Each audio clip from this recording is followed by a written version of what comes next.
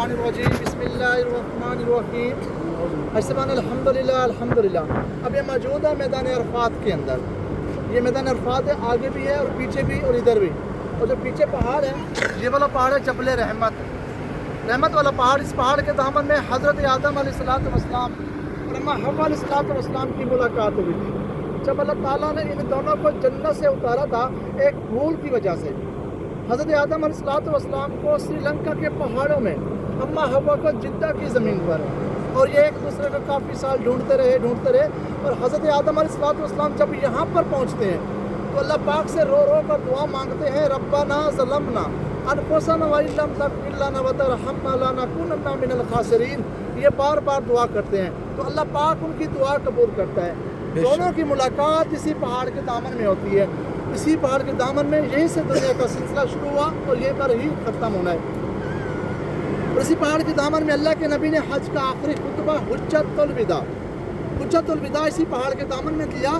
حضور علیہ السلام کسوہ اونٹنی کے اوپر سوار تھے. 1.25 لاکھ صحابہ کرام موجود تھے. حضور نے فرمایا صحابہ کرام سے کیا میں نے آپ کا دین اب تک پہنچا دیا ہے؟ سب صحابہ کرام عرض کرتے ہیں یا رسول اللہ آپ نے پہنچایا نہیں ہے بلکہ آپ نے حق ادا کر دیا ہے. آج آپ نے اسلام مکمل کر دیا ہے. اسی پہاڑ کے دامن میں اللہ کے نبی نے اپنی امت کی خاطر ہمارے لیے, ہم سب کے لیے کڑی دھوپ سخت گرمی میں ہاتھ اٹھا کر 5 سے 6 گھنٹے رو کر دعائیں مانگی. اے اللہ میری امت کو بخش دے, اے اللہ میری امت کو بخش دے. اور میرے اللہ نے وہ گناہ معاف کر دیے جو حقوق اللہ تھے, حقوق العباد نہیں. ایسے بن حقوق العباد کا جو معاملہ ہے وہ بہت سخت معاملہ ہے. اگر ہماری وجہ سے کوئی بھی تکلیف میں, ماں باپ ہیں, بہن بھائی, کسی کا حق کھا گئے ہیں, حاجی صاحب جائیں پہلے ان کو منائیں, ان کو راضی کریں. وہ راضی ہوں گے تو اللہ پاک راضی ہوگا. ورنہ آپ جتنا مرضی حج کر لیں, عمرے کر لیں, عبادات کر لیں, یہاں سے جائیں بھی نہ, اس کا کوئی فائدہ نہیں. پہلے اس کا خیال کریں جو آپ کی وجہ سے تکلیف میں ہے. ایسا نہیں ہے کہ آپ کے ساتھ والے بھوک سے مر رہے ہیں, ان کے پاس کچھ کھانے کو نہیں ہے, آپ لوگ عمرے پہ آئے ہوئے ہیں. اگر اس کے پیچھے ڈیتھ ہو گئی تو اس کا حساب آپ سے ہونا ہے.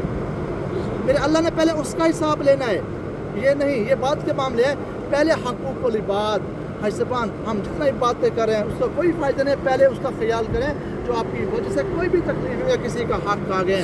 حسبان یہاں جو آنے کا مقصد ہے, یہاں پر ہمارے پیارے نبی کریم صلی اللہ علیہ وسلم نے ہماری خاطر رو کر دعائیں کی تھی, اور انشاءاللہ ہم بھی یہاں پر رو کر دعائیں کریں گے. جس کو رونا نہیں آئے گا وہ رونے والی شکل ہی بنا لے, یہ بھی اللہ کو بہت پسند ہے. رونے والی شکل ہی بنا لے, یہ بھی اللہ کو بہت پسند ہے. اور یہاں سے جانے کے بعد انشاءاللہ ان کو جا کے منائیں گے جو ہماری وجہ سے تکلیف میں جا کے منائیں گے انشاءاللہ.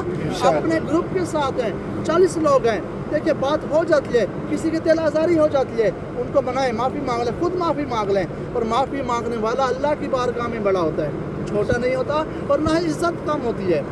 تو یہاں پر کسی کو تکلیف کسی کی وجہ سے نہیں ہونے چاہیے. سب کو راضی رکھنا ہے, سب کو خوش رکھنا ہے. اور اس پہاڑ کے اوپر جانا کوئی لازم نہیں ہے, کوئی حدیث نہیں ہے. اللہ کے نبی نے اسی جگہ پر کھڑے ہو کر دعائیں کی تھی.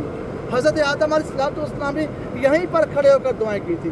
ہاں اگر کسی کو جانا ہے تو غار ہیرا پہ جائیں, جانا ہے تو غار ثور پہ جائیں, جہاں پر اللہ کے نبی بیٹھے تھے, قیام کیا تھا. اور غار ہیرا ہوگی جہاں پر پہلی وحی نازل ہوئی تھی, وہاں جائیں, وہاں بیٹھے. تو اس پہاڑ کے اوپر جانا کوئی لازم نہیں ہے. باقی اگر کوئی بھائی اپنی مرضی کرنا چاہتا ہے, جانا تو چاہیں, مجھے کوئی مشکل نہیں ہے. میں ایک ٹائم دوں گا, اس ٹائم کے اندر اپنے واپس آنا ہے, آئیں گے چلے جائیں گے. وہ نہیں آ پائیں گے پھر آپ خود ٹیکسی پہ آئیں گے. ابھی یہاں پر اپنی اپنی دعائیں کریں, جو بھی اللہ پاک سے آپ مانگنا چاہتے ہیں اپنی اپنی دعائیں کریں, اس کے بعد انشاءاللہ واپس چلیں گے.